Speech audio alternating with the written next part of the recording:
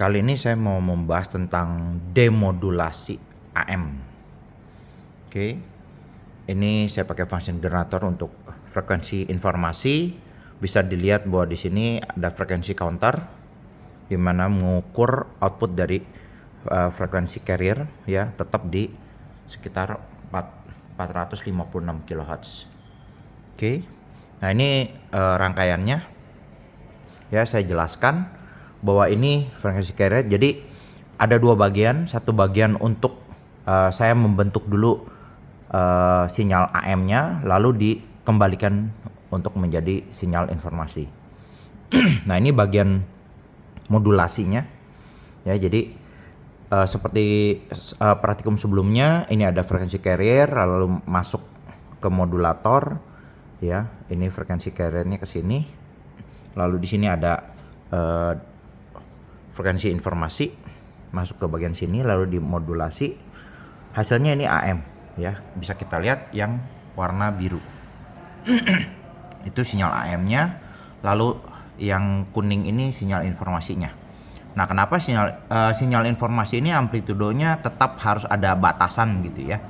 Karena kenapa? Kalau terlalu besar, amplitudonya saya besarkan gitu ya. Kita lihat bahwa hasilnya akan seperti ini.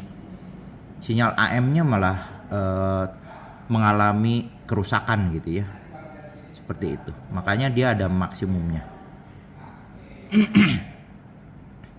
Kira-kira seperti ini. Ya, ini sinyal AM. Lalu yang bagian sini yaitu bagian penerima, yaitu di sini ada tune sirkuitnya. Jadi ini bagian L dan C ya di sini. Ini yang diambil bagian induktornya, L-nya, lalu di sini ada C-nya.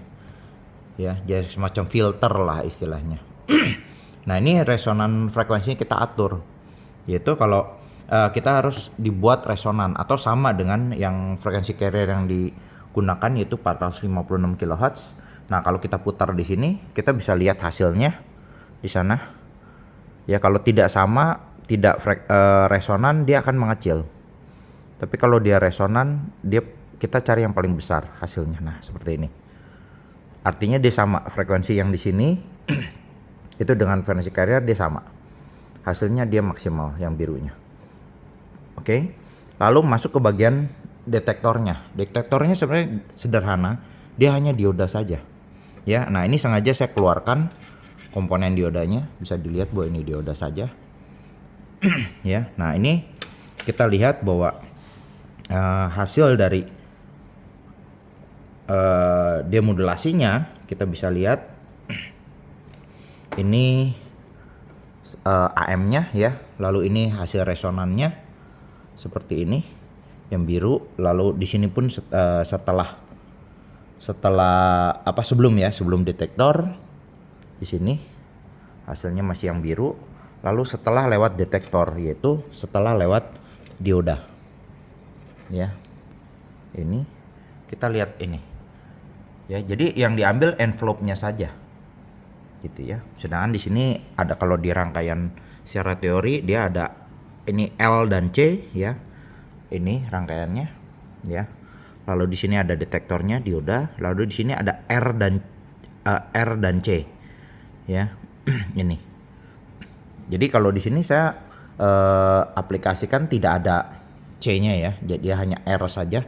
Di sini dia sinyalnya udah lumayan bagus, udah balik lagi ke sinyal informasinya ya. Jadi kalau saya dikasih C malah ada sedikit cacat ya yang birunya ya gitu.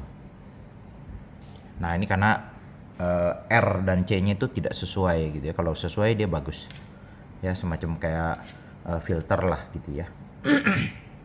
Nah, misalkan kalau saya cabut C-nya hanya R saja ya, ini bagus gitu ya. Nah, kalau ini saya coba rubah frekuensinya, coba ya. Frekuensi informasinya yang kuning ya. Jadi saya mau menunjukkan ini kalau saya rubah yang kuningnya, yang birunya juga ikut berubah ya. Jadi yang kuning ini sinyal informasi yang dikirimkan, yang biru ini yang diterima di sisi penerimanya setelah lewat detektor. Ya, ini sama. Jadi kalau frekuensi berubah, dia ikut berubah. Seperti itu. Ya, jadi balik lagi ke sinyal informasi yang semula. Seperti itu. Ya, nah ini hanya detektor saja. Nah, bagaimana kalau diodanya saya balik gitu ya? Ini.